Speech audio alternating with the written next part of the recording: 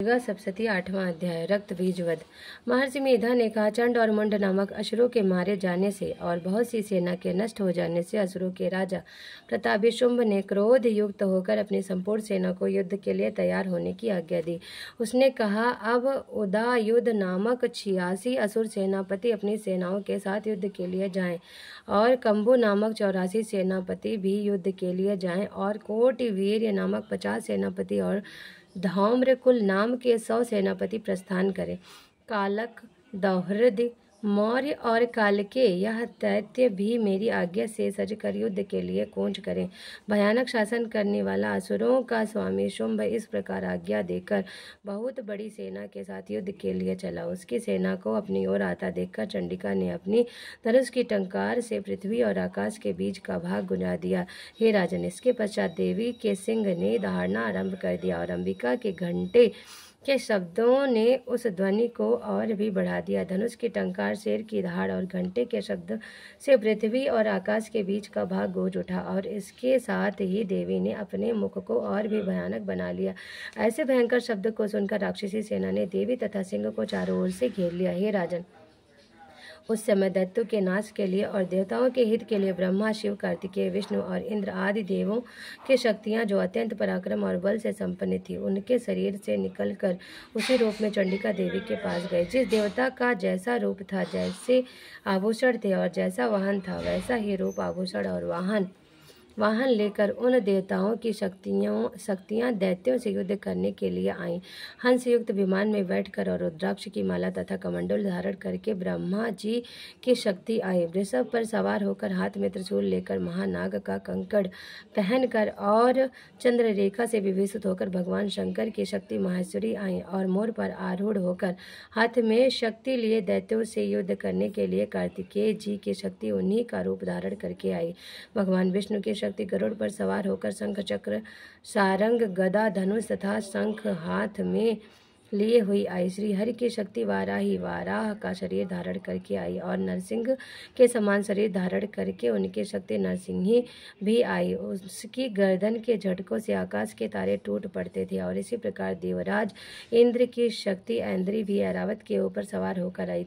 पश्चात इन देव शक्तियों से घिरे हुए भगवान शंकर ने चंडिका से कहा, मेरी प्रसन्नता के लिए तुम शीघ्र ही इन असुरों को मारो। इसके पश्चात देवी के शरीर में से अत्यंत उग्र रूप वाली और सैकड़ों गीदड़ियों के समान आवाज करने वाली चंडिका शक्ति प्रकट हुई।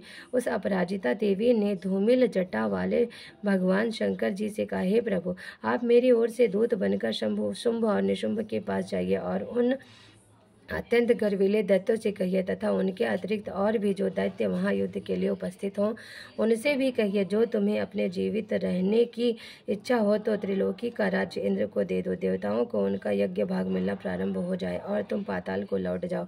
किंतु यदि बल के गर्व से तुम्हारी लड़ने की इच्छा हो तो फिर आ जाओ। तुम्हारे मांस से मेरी योगिनियाँ तृप्त होंगी। चूंकि उस देवी ने भगवान शंकर को दूत के कार्य में नियुक्त किया था, इसलिए वह संसार में शिवदूती के नाम से विख्यात हुए। भगवान शंकर से देवी का संदेश पाकर उन दैत्यों के क्रोध का कोई आर पार न रहा और वह जिस स्थान पर देवी विराजमान थी वहां पहुंचे और जाने के साथ ही उन पर बाणों और शक्तियों की वर्षा करने लगी। देवी ने उनके फेंके हुए बाणों, शक्तियों, त्रिशूल और फरसों को अपने बाणों से काट डाला और काली देवी उस देवी के साथ आगे खड़ी होकर शत्रुओं को त्रिशूल से विदीर्ण करने लगी और खटवांग से कुचलने लगी। ब्रह्माणी जिस तरफ दौड़ती थी उसी तरफ अपने कमंडल का जल छिड़ककर दैत्यों के वीर्य व बल को नष्ट कर देती थी और इस प्रकार महेश्वरी त्रिशूल से, वैष्णवी चक्र से और अत्यंत कोप वाली कौमारी शक्ति द्वारा असुरों को मार रही थी और ऐन्द्री के बाजू के प्रहार से सैकड़ों दैत्य रक्त की नदियां बहाते हुए पृथ्वी पर सो गए। वाराही ने कितने ही राक्षसों को अपनी थूथन द्वारा मृत्यु के घाट उतार दिया। दाढ़ों के अग्रभाग से कितने ही राक्षसों की छाती को चीर डाला और चक्र की चोट से कितनों ही को विदीर्ण करके धरती पर डाल दिया।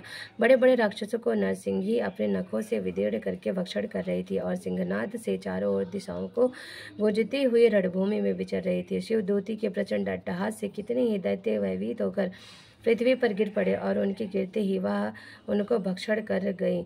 इस तरह क्रोध में भरे हुए मातृगणों द्वारा नाना प्रकार के उपायों से बड़े बड़े असुरों को मारती हुई देखकर राक्षसी सेना भाग खड़ी हुई और उनको इस प्रकार भागता देखकर रक्तबीज नामक महापराक्रमी राक्षस क्रोध में भरकर युद्ध के लिए आगे बढ़ा। उसके शरीर से रक्त की बूंदें पृथ्वी पर जैसे ही गिरती थी, तुरंत वैसे ही शरीर वाला तथा वैसा ही बलवान दैत्य पृथ्वी से उत्पन्न हो जाता था।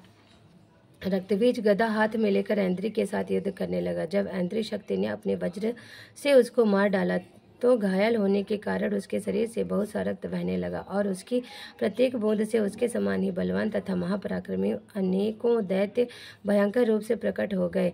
वह सबके सब दैत्य बीज के समान ही बलवान तेज वाले थे।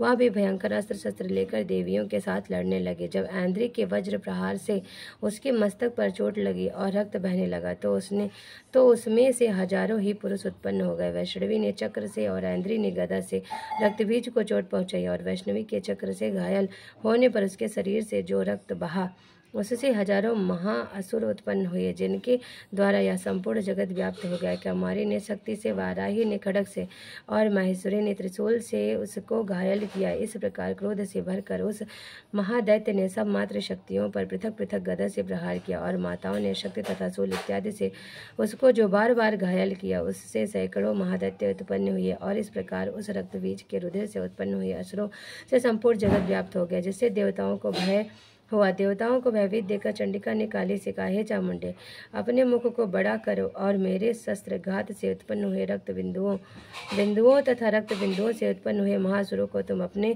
इस मुख में भक्षण करती जाओ। इस प्रकार रक्त बिंदुओं से उत्पन्न हुए महासुरों को तुम अपने इस मुख में भक्षण करते जाओ। इस प्रकार रक्त बिंदुओं से उत्पन्न हुए महादैत्यों को भक्षण करते हुए तुम रणभूमि में विचरो। इस प्रकार रक्त क्षीण होने से यह दैत्य नष्ट हो जाएगा। तुम्हारे भक्षण करने के कारण अन्य दैत्य उत्पन्न नहीं होगी। काली ने इस प्रकार कहकर चंडिका देवी से रक्तबीज पर अपने त्रिशूल से प्रहार किया और काली देवी ने अपने मुख में उसका रक्त ले लिया। तब उसने गदा से चंडिका पर प्रहार किया। प्रहार से चंडिका को तनिक भी कष्ट ना हुआ, किंतु रक्तबीज के शरीर से बहुत रक्त बहने लगा। लेकिन उसके गिरने के साथ ही काली ने उसको अपने मुख में ले लिया। काली के मुख में उस रक्त से जो असुर उत्पन्न हुए उनको उसने भक्षण कर लिया और रक्त को पीती गई। तदंतर देवी ने रक्तबीज को, जिसका कि खून काली ने पिया था, चंडिका ने उस दैत्य को वज्र, बाण, खड्ग तथा रिष्टि इत्यादि से मार डाला। हे राजन, एक प्रकार के शस्त्रों से मारा हुआ और खून से वंचित वह दैत्य रक्तबीज पृथ्वी पर गिर पड़ा। हे राजन, उसके गिरने से देवता अत्यंत प्रसन्न हुए और माताएं उन असुरों का रक्त पीने के पश्चात उद्यत होकर नृत्य करने लगी। बोलो नौ दुर्गा मैया की जय। इस तरह से दुर्गा सप्तशती का 8वां अध्याय समाप्त हुआ। बोलो नौ दुर्गा मैया।